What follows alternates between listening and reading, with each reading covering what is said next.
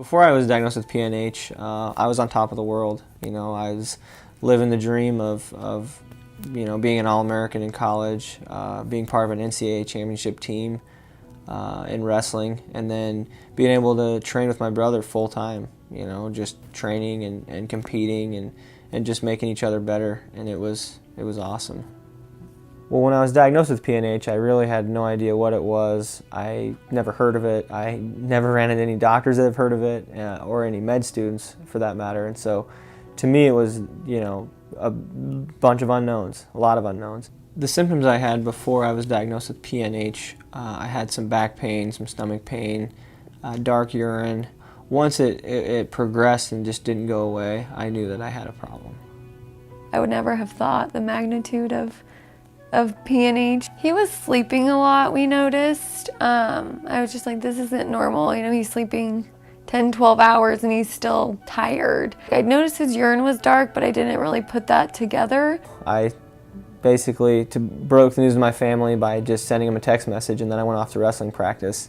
I didn't realize the severity of the disease until I got done with wrestling practice, and I had 40 new alerts and notifications and emails and texts, and I got my girlfriend, whose fiance, then now wife, was crying on the other end of the phone. Oh, this is what you have, and it doesn't say you're going to make it to 30 years old, and my brothers and my family obviously had the same tone, and so I think once that sank in, that's when I realized, this is serious. I really had no idea at the time how this diagnosis was going to change my life dramatically.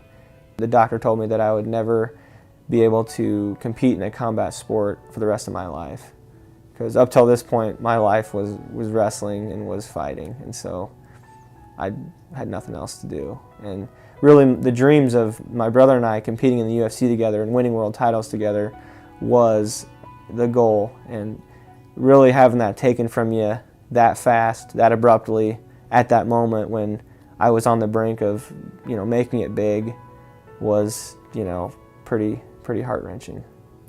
I kind of felt trapped, and I felt like the disease was kind of taking me and I didn't have control.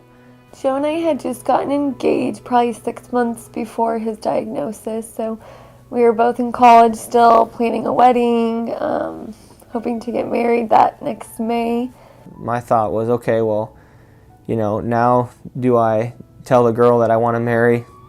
I got to give her an out. A lot of stuff goes through your head, very emotional time, very trying time for sure.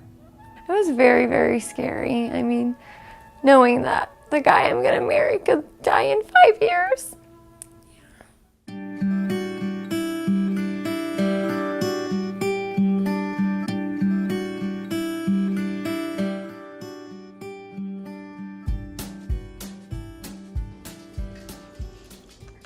What today is like for me now is everything I could have dreamed of. I'm 27 years old. I've got a 4-month-old little baby that I get to hang out with most of the week. My wife and I own a house in Omaha. Couldn't be better. Life is good, and I'm gonna continue to be a better person and be a better man and be a better training partner and everything I can to make myself better. I have a lot of goals in my life. I think the #1 goal for me right now is to be able to walk my daughter down the aisle when she gets married. I'm an average Joe, is what I like to call myself, but I was, put in an extraordinary circumstance, and, it doesn't take an extraordinary person to overcome the adversity.